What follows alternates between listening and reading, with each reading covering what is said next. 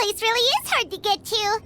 And, Paimon wasn't the only one who saw that weird thing up there, right? All those eyes inside of it? Talk about creepy. I believe... Look, it's Moeka!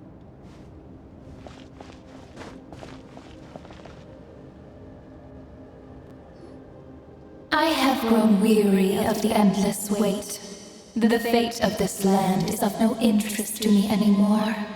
However, you humans managed to meet the expectations of the heavenly principles. Moeka, as the price for using my power, I shall now bear witness to your death. And with you, the war that your nation has waged for more than 1,000 years shall meet its end. Moeka! You got here sooner than I expected. What are you doing? Closing the final chapter on the plan that has consumed Natlan for 500... No. For the entirety of our history. We've eradicated the Abyss from Natlan. But its power remains in worlds beyond Teyvat. Tremendous and unyielding. Only by completely restoring the Night Kingdom can we defend against its corrosion in the long run. But the architect of the Night Kingdom is near her end. She lacks the power for such a task. And worse still, if her life force is depleted, the rules of Natlan disappear along with her. We have no need for the Ode of Resurrection right now. But it remains Natlan's strongest defense should the Abyss return one day. So, you're planning to... Yes. My plan is to once again place my life within the Sacred Flame. 500 years ago, I gave my life for the chance to be reborn in this era. A chance to see all my plans to completion. And now, to sustain the Lord of the Night, I will give my life once more. I respect your decision, Moeka. But this method requires an immense sacrifice. The flames of your life force are exceedingly strong. But a life sustained by fire is one destined to die out one day. What will you do then? I've thought about that. With the Abyss out of the picture for now, the Sacred Flame's power will be consumed at a much slower rate. My life force should be able to sustain it for another 200 or 300 years. Future Pyro-Archons will continue to seek new sources of fire. As long as Natlan's legacy endures, the Night Kingdom will survive, impervious to the Abyss. Once again, you place hope in the hands of the future. But the pilgrimage can replenish the power of the Sacred Flame. We can give it that meaning. Why shoulder this burden by yourself? Because I want the pilgrimage to change. The pilgrimage was an essential part of our struggle against the Abyss. A grand competition full of promise and glory. But it also chained our people to an inescapable destiny. Fear and anxiety have been our constant companions. We knew what the consequences would be if we laid down our arms. Morality left us with no other choice, and so, Natlan became the nation of war. This is where Xbalanque defeated the dragons and granted our people the liberation of their flesh. And now, in the same place, I have the chance to grant them the liberation of their spirit. There will be no war, only competition. One fueled by our dreams for the future, rather than a desperate struggle for survival. A new future deserves a new meaning. A chance to take a definitive step forward. Very noble indeed. But what does any of this have to do with you? You speak of duty, but not yourself. In my eyes, Moeka, you are not inherently special. A child of Natlan among countless others. Yes, the situation is urgent, and the ley lines must be restored right away. But it is too heavy a burden for you to shoulder alone. That is where we differ, Lord of the Night. You see all humans as the same, but I understand what it means to be a leader. A leader is swift and decisive in the face of reality. Someone capable of making the right choice even when there are no good options on the table. Sacrificing the remainder of my life to help Natlan overcome this crisis. That is the right choice. After all, leadership is built on the trust of ordinary people. Without them, there is no Archon. The people look to their leader to make the world a better place and stand up for them when it counts. For that reason, I must see my duty through to the very end. But what about you, Mawika? You still haven't talked about what you want.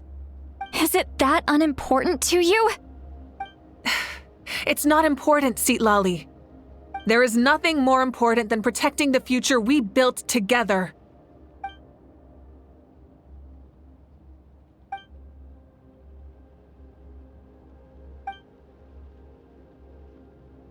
I shall accept Mawika's sacrifice for the Lord of the Night as her death, and I will bear witness to the very end. Thus concludes the deal I made with Xbalanque several thousand years ago. Lord of the Night, you may now begin.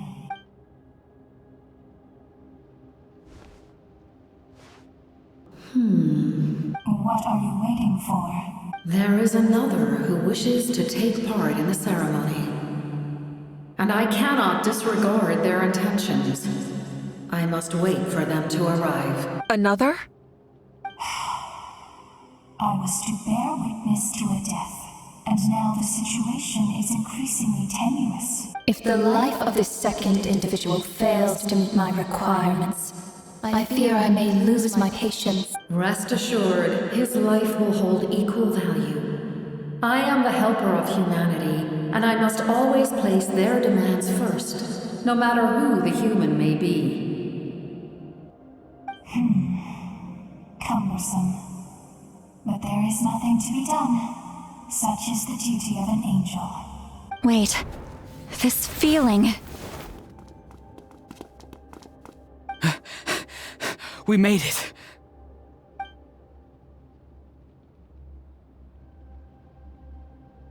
Thank you for showing me the way. The captain? The other individual you mentioned. It was him? Indeed. Like you, he carries many lofty ideals. Mawika, I understand how you feel. And if I were an ordinary mortal, I would have no reason to stop you. But like you, I've been waiting for this day for too long. And I can offer a better solution. You created this new future, and you deserve to guide its direction. Your life should not end here, but death is the end I have been trying to reach all along. I have come this far to use my death to open the gates of the ley lines to my people. Your people? That's right. They have been with me for the past 500 years. But how? Carrying that many souls within you? There's no way you could keep your consciousness intact. Besides, you weren't affected by the source mechanism like I was.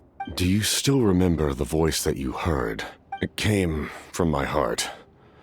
With the help of technology from Khaenri'ah, my heart was modified to convert memories and souls from the ley lines into knowledge. As a result, I became extremely sensitive to souls, and developed the ability to sense their presence, much like yourself. After encountering countless lost souls during the disaster 500 years ago, I forsook the capacity for knowledge granted by the modification, and used my heart as a vessel instead. The lives of my comrades, as well as many Natlanese, have been stored here ever since. And you want to send them home? Yes. The ley lines will not accept them. But by merging my existence with the Lord of the Night, I can become master of the ley lines and change the rules entirely. He expressed this to me, and I agreed. The captain envisions a kinder and fairer set of rules for humanity. In addition, he aims to challenge the authority of the ruler of death. In a word, his goal is revenge. Revenge? After all, it's because of her that I bear the curse of immortality, the curse of absolute life. I now understand that which you seek. Then, bear witness to my resolve and hatred. The people of Khaenri'ah committed grave sins, and for that, we were cursed to suffer endless physical torment, cursed to witness the demise of everything we held dear. But most of us were innocent. Most of us knew nothing of the Five Sinners' exploitation of abyssal power, myself included. If I sacrifice my life for the Lord of the Night, you get the death you desire. But at the same time, the curse of immortality would negate the very death you seek. Left unresolved, that paradox could uproot the natural order of this world. Even you, great ruler of death, lack the capacity to bear the consequences of that outcome. Your curse is now the tool with which I will overturn the oppression of the gods. This is my challenge to you. Forsake one of your rules. The choice is yours. Your new heart has limitless potential, and you have wielded it with bravery and honor. I grant you the title of Sentinel Knight. Like the four pillars of strength, you will continue to safeguard the glory of Khaenri'ah. The glory of Khaenri'ah. Our land, our dignity, and every comrade who fights alongside us. The Night Kingdom is almost destroyed. Our fallen soldiers, your comrades, they have nowhere to go. What are you doing? Are you taking all their souls with you? You're just an ordinary person. You can't bear that kind of burden. No hero should have to wander alone.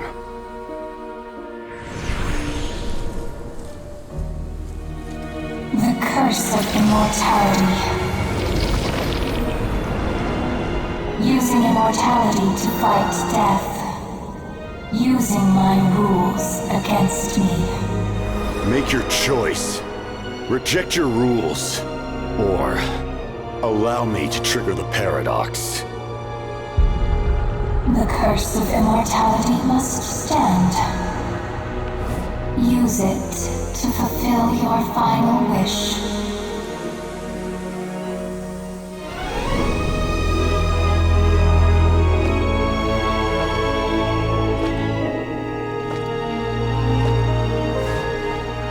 Well fought, my lord. Thank you for everything.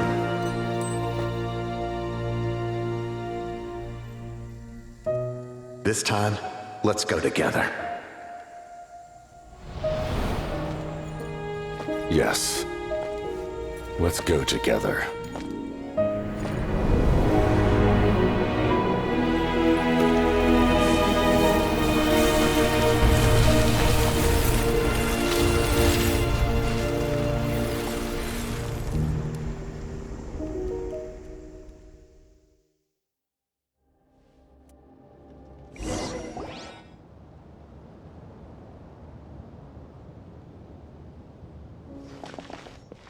The captain, he... The curse of immortality still exists. Does that mean the captain will never move from this place? Lord of the Night, is the captain still with us? There is no need to pursue traces of him. For those cursed with immortality will... Even so, please pass on my gratitude. His long journey has finally come to a close. I suppose this is a happy ending for him. I cannot imagine how much pain he endured over the past 500 years. Or how much strength it took to never stray from his goal. There's something I've been trying to figure out. I don't think I ever saw him sleep. I tried to ask him about it on the way here, but he didn't answer. Just like always, he never talks about himself. It's probably due to the voices. When souls merge in a single being, their voices echo endlessly through the mind. Souls that retain memories of their death often scream and wail in despair. Considering the number of souls inside him, that effect would be even greater. So, over the past 500 years, he didn't sleep? At all? Without experiencing the curse of immortality, we will never truly know his agony. But I can see why his hatred for the ruler of death was so strong. In the end, he used that immortality to his advantage, and granted the Lord of the Night eternal life by fusing his existence with hers. Well fought, Captain.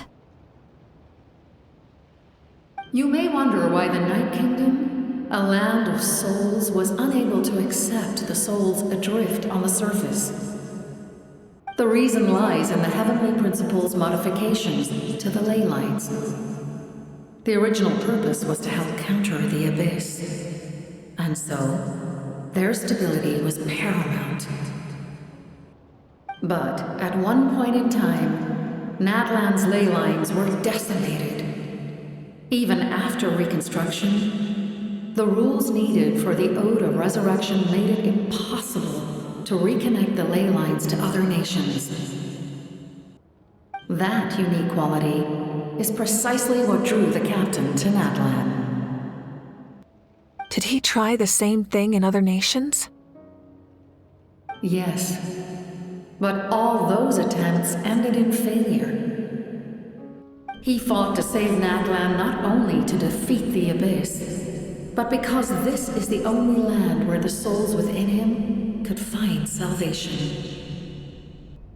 We met not long ago to talk about that very possibility, and I confirmed the feasibility of his plan. I, too, recognize the need to change the rules of the ley lines.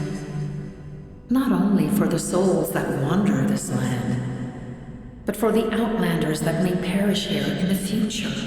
In the eyes of the Heavenly Principles, that kind of change is extremely risky, if not impermissible. But, as an angel, I have a duty to serve humanity. Such is my mandate.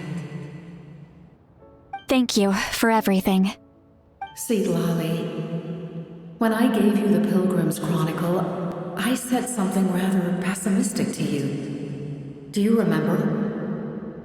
How many years of life are enough?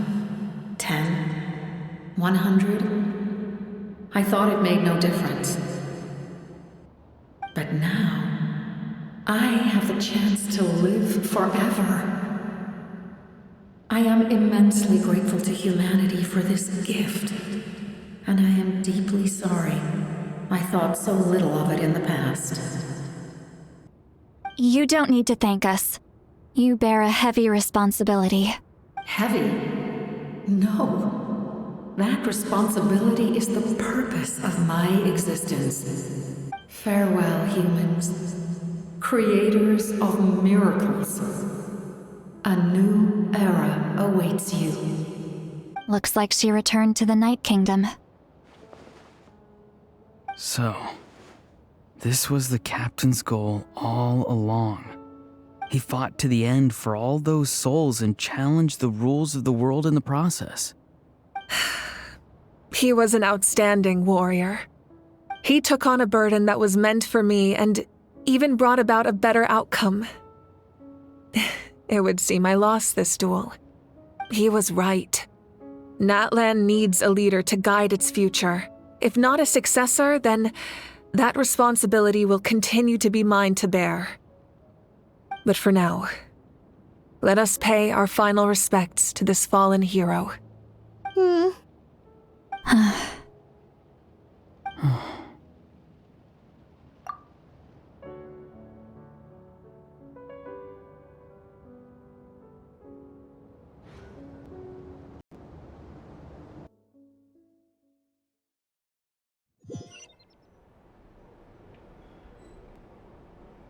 to my sister Hine.